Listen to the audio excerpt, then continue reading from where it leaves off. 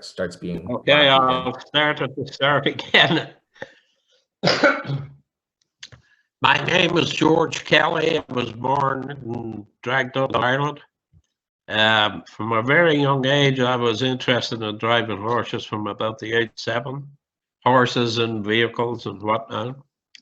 I came to Canada in 74. I was interested in getting started into driving my own horses, but I couldn't find a vehicle that was in good enough a condition to hook a horse to. I looked around, searched around everywhere, couldn't find anybody who would restore a vehicle or knew how to wheel ride. So I got a reference material from 1800 up to about 1910, 1915 on carriages and wheel riding and whatnot. So I studied up on it for quite a while. Then I did a few vehicles from myself. The first ones weren't worth a damn, but you learn and learn and learn. So in the end of the day, I'm basically self-taught. I went on continually to do carriages, which I thought would be sort of a pastime. But it got to be so many people wanted the work done that it wound up being a full-time thing. And I started, I was always interested in working with wood and stuff anyway, but it started off, I started a company, 2K Carriage Works, and started doing work for other people on a full-time basis. I also had to learn about paint and different things. As Dave will know, you don't get away with just doing one thing, but so that's basically how I got into it. So I've been doing it now for about, well, since about 1975. So met some people along the way, and you, regardless of who you talk to, you always kind of learn a bit here, learn a bit there. So in essence, what I'm trying to say is basically that I'm self-taught.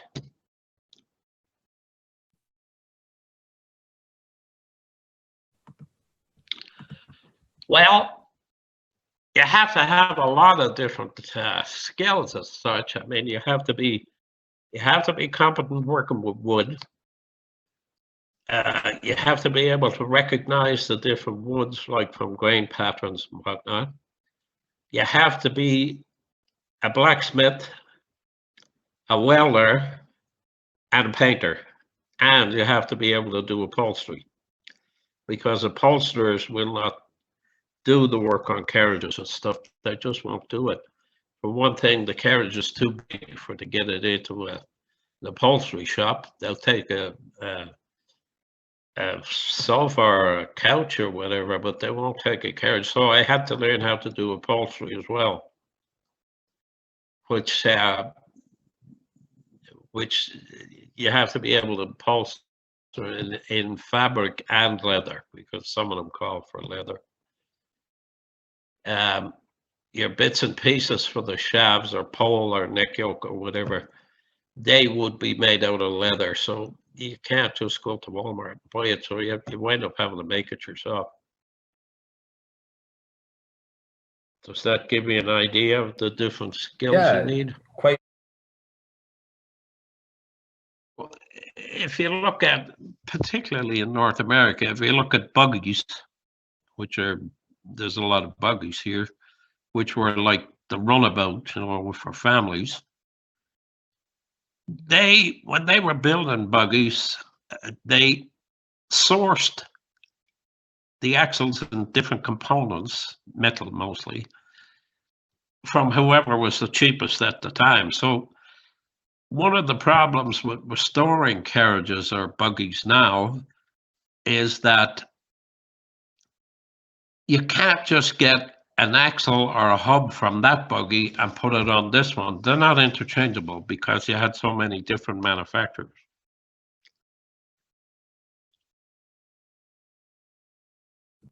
That's a really good point. What's the number one? understanding wood and its different properties, the different types of wood. If you, in doing a carriage, if you make the component of the wrong type of wood for the job it's doing, it's not going to work for very long. Does that make sense? Yeah, absolutely. And if you don't mind, you have to be able to understand which woods to use where. For an example, if you take a wheel, there's 3 different kinds of wood in it. Normally, the hub is oak. The fellows, which is the outside rim, is ash, and the spokes are made out of hickory. And the reason they do that, well, the hickory is very stable, not free, and pliable. It bends, whereas oak won't bend at all, but it's a lot harder. And you cannot bend hickory into a fellow because even steam bending it won't bend that far. The fibers of the timber will come apart. So you use ash for that because you can bend ash into an S-hook. You can bend it into a complete circle because of the way the fibers are in the wood. yeah, So that's fantastic. you don't understand your wood in doing this job. If you don't understand the different properties of the timber, you're going to make it all right, but it's not going to do the job that you made it for. Like, I don't know how to explain this. If you're turning the left corner with a carriage, the right wheel, the spokes have to bend in under the hub to carry the load because all the load is going to be on the right wheel. So if you were to make them out of oak, as soon as they get it bent so far, it's just going to snap. So if you don't use hickory, you're going to be in trouble.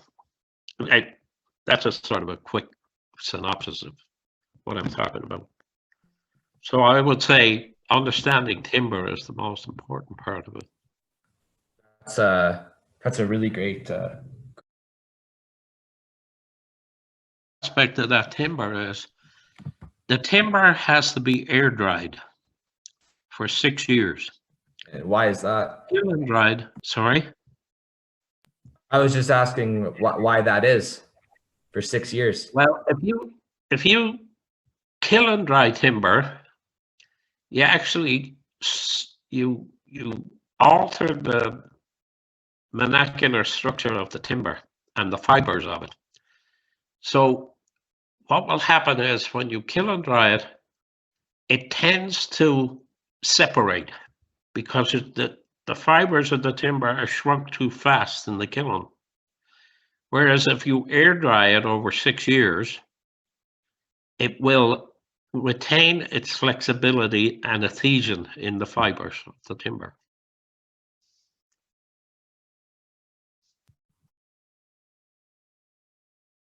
Product, how long would it take to make a carriage from start to finish? Using the timber? Yeah. It's a minimum of 6 years. Yes, but then once you start building the carriage itself, how long does it take to build the carriage after you have the wood ready? How long is a piece of string? It's a great answer. How many pigs are in a litter, George? Yeah, who knows? You know, I mean, some of them are complicated, and some of them you get in. Like I have a carriage out there from 1876, which is extremely complicated thing. Or you take like a buckboard, which is a simple thing, like a buckboard buggy.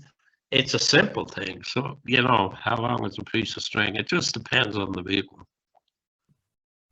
Sounds good. Well, that's Well, other than reference material, you know, no, I didn't have any one person. I had to find out the information myself because of there just isn't these people around anymore. um, that they're just not there. But there is some very good reference material available out of actually Ireland, England, and the US. There's not much reference material in Canada.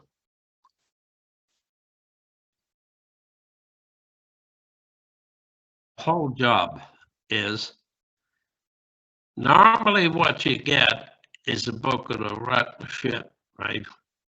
It's stuff that's been laying out in the field for the last 60, 70 years. To do the job, the hardest part of doing the job is you have to be able to see it finished before you start. You have to see it finished in your mind before you start. If you can't see it finished, you can't start it. It's imperative that you know what that's going to look like when it's finished. So I would say that's the hardest part of it. That's a great. Obviously, leather. And is there any other specific ones that you find imperative to your trade? Any other types of materials? Yeah, if we could just get some European paint. The paint we have here is absolute crap, as Dave will know. Yeah, tell me more about the. Oh, sorry, Dave. Yeah, I'll jump in on this one real quick. That was a real talking point for you and I, George, last time we spoke. The paint, the modern paint we have is, in my opinion, is garbage. It's straight garbage. Yeah, so we talked a little bit about linseed oil paints last time we spoke, but of course, nowadays you can't get the lead to put in the linseed oil paint, and the lead, I believe, is what gave the paint the sheen. Yes, and it also made it flow. Like some of the old carriages that are painted with lead paint, they just gleam. It's like a modern car with the three-part paint finish on it. But this paint we have now in Canada is just crap. But Dave, I have almost sorted it. There's an additive now you can put in the oil-based paint. A Wachtel oil is the name of it, and I get it from France. It's expensive shit, but it use and other you can't build a wheel without a tool that's called the Traveler. It's for all the world like it's like a surveyor's wheel. My wife just got the spelling of that for you, Dave. Dave, are you there? Yeah, I'm here. OWATROL.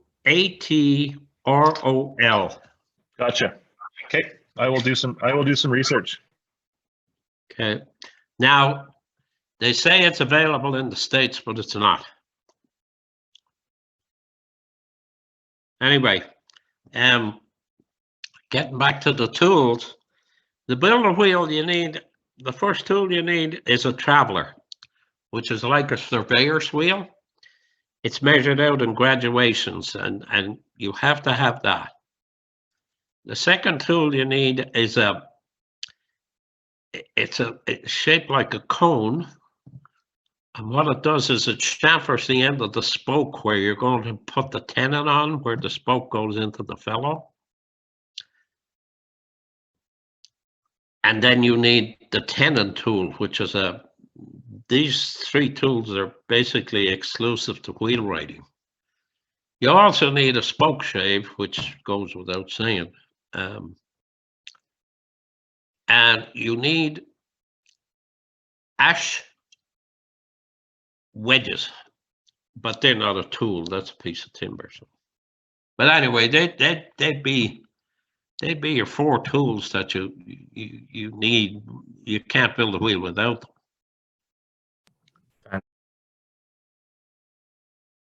I have to say that when I take a carriage apart that's been built like, 130, 150 years ago, I sometimes wonder what his position was and what he was thinking when he was doing that work.